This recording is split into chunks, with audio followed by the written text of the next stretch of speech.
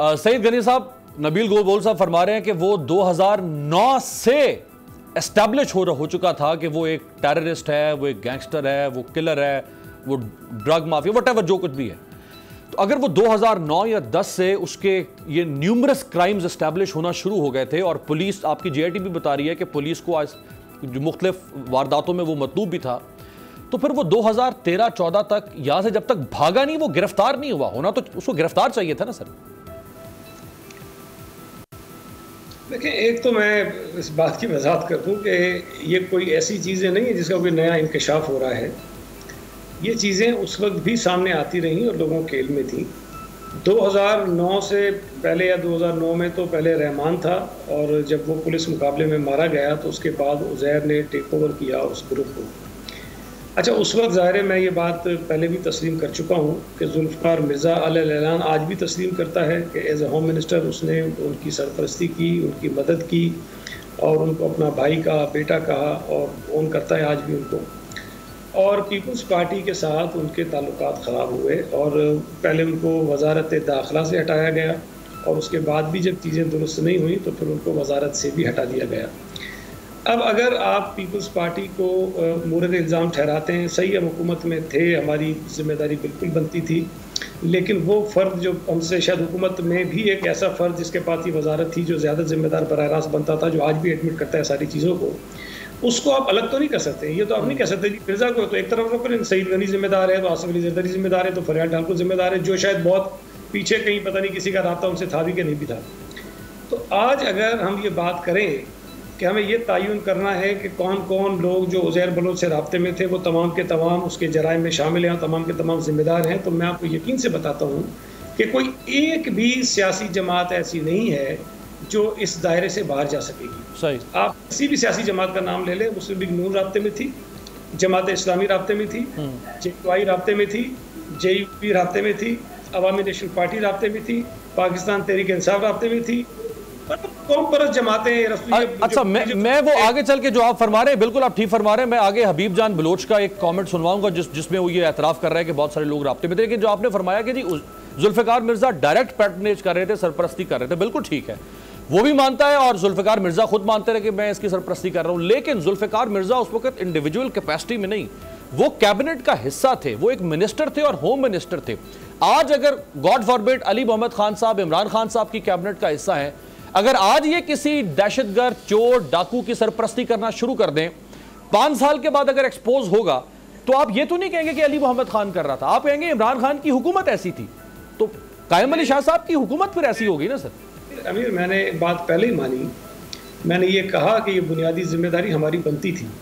लेकिन जो शख्स बराह रास्त उन चीज़ों को देख रहा था, अगर मैं एजुकेशन मिनिस्टर हूँ आज हुकूमत सिंध का, तो ये तो नहीं है कि मेरे तमाम इक़दामात, मेरे तमाम स्टेप्स जो हैं वो मैं हर चीज़ पूछ के करता हूँ। मुझे उन्होंने इख्तियार दिया है और मैं अपने इख्तियारात को इस्तेमाल करता हूँ। लेकिन अगर एक हद से आगे जाकर हुकूमत अगर महसूस करे कि मैं शायद गवर्नमेंट की पॉलिसी के ख़िलाफ़ जा रहा हूँ, तो वो मुझे रोक सकते हैं। अगर मैं नहीं रुकूंगा तो मुझे हटा सकते हैं। लेकिन डे टू डे अफेयर्स में रोज़ाना हर चीज़ पूछी नहीं जाती है। दूसरी बात यह है कि अगर उन दिनों के हालात को आप देखें तो जुल्फ़िकार मिर्ज़ा साहब हमारी सिंध काबीना के एक बहुत ताकतवर वज़ीर थे, जिसको मैं मानता हूँ। लेकिन अब जो मैं आपसे अर्ज़ करने जा रहा हूँ कि भाई ये जो बार बार हमें तो कह देते हैं, लेकिन मिर्ज़ा साहब को डिफेंड करते हैं।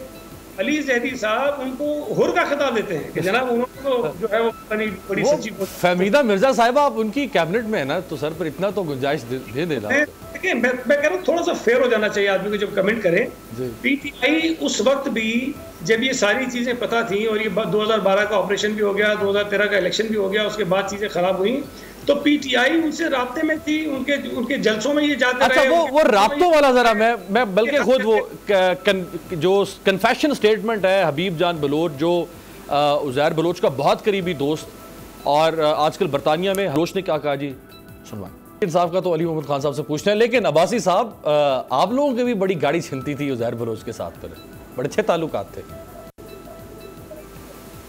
मेरा नहीं ख्याल कि जी हमारे कभी भी उसके साथ अच्छे रहे हैं, ना उसने हमारी जमात में काम किया है, ना हमारी किसी लीडरशिप से कभी फैला है, ना हमें कभी उसकी जरूरत महसूस हुई है। सच्ची बात है, कभी किसी न किसी इंडिविजुअल लीडर के साथ उसका राब्ता हो तो देखें, अगर सिंध के अंदर कोई लीडर होते हैं, अगर उनका कोई राब्ता आपस में हुआ तो वो हो, वो आप तब ये सवाल उठा सकते हैं कि कभी फर्मली हमारी जमात में शामिल होया होते, कोई जमात का हिस्सा रहे होते, कभी हम उनको जिम्मेदारी दी होती, कभी हमारी लीडरशिप तक उनको एक्सेस होती, तो फिर कोई सवाल उठाया जा सकता था। अब मेरा सईद गनी साहब से भी दोस्ती है, अली मोहम्मद खान साहब है, हम सारे लोग एक दूसरे से यहाँ सियासत में है तो मिलते हैं, लेकिन हमारे अपनी अपनी जमातें हैं, हमारे अपने अपने नजरिए हैं, हमारी अपनी अपनी सोच है।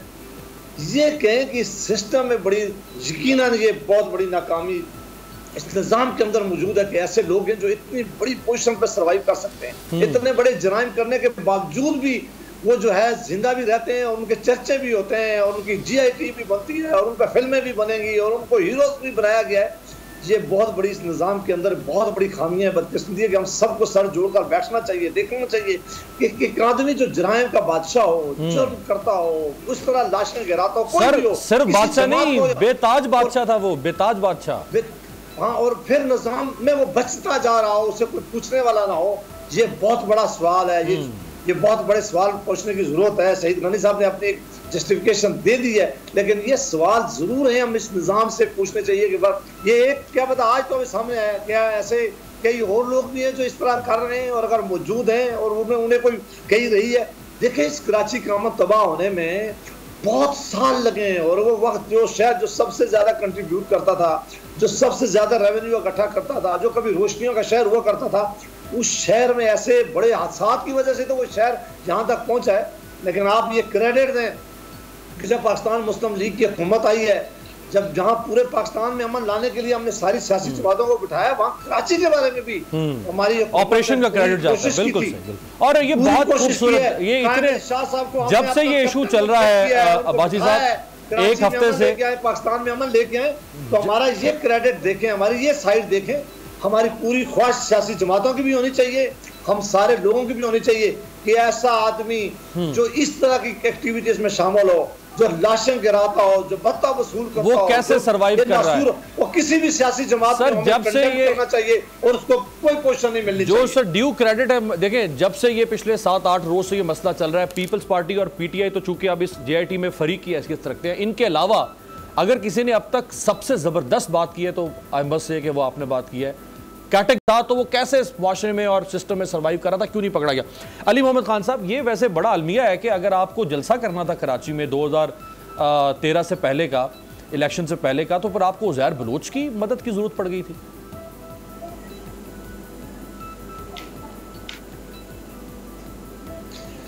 अमीर अब्बास साहब, हमारे माशरे का अलमिया यही है, और इसी वजह से पाकिस्तान अभी तक सही सिमत में नहीं जा सका कि हमें दूसरे का गलत नजर आता है और अपना गलत जो है वो हम छुपाते हैं। अगर किसी ने हमारी जमात में से उससे हेल्प ली है जलसे में, उसने जुल्म किया है, कातिल से हेल्प नहीं ली जाती। जुल्म के खिलाफ जालिम से नहीं, जुल्म के खिलाफ मजलूम से हेल्प ली जाती है अगर किसी ने किया गलत किया है। लेकिन ये जो पीपल्स पार्टी पे इल्जाम है वो बहुत संगीन है। उसकी वजह यह है कि जहां आपकी हुकूमत हो वहां की रिस्पॉन्सिबिलिटी है कि लोगों की जान और माल का तहफ़्फ़ुज़ ऊपर अल्लाह और नीचे वो उस वक्त की हुकूमत करती है। 2008 से 2013 तक सिंध में और पाकिस्तान में पीपल्स पार्टी की हुकूमत थी, और ये वो दौर था जब ये आदमी जो है ये एक इंसान से और एक छोटे जराम पेशा से एक अफरीद की तरह और एक माफिया की तरफ बढ़ता जा रहा था। अब यहाँ एक मार्जिन ऑफ एरर आप किसी भी हुकूमत को दे सकते हैं कि एक शख्स कातिल है, अगवाकार है, डाकू है, वो गिरफ्तार नहीं हो रहा, छुप गया है, उस पे वो कानून की गिरफ्त से बाहर निकल गया है, मुल्क से बाहर निकल गया है, छुप के आपको रेड वारंट से वापस बुलाना पड़ रहा है। वो मार्जिन ऑफ एरर दे सकते हैं कि पुलिस की किसी कोताही की वजह से बंदा हाथ से निकल गया। लेकिन जहां ये सवाल उठता है कि एक तरफ एक आदमी कमोबेश 200 के करीब लोगों को मार रहा है,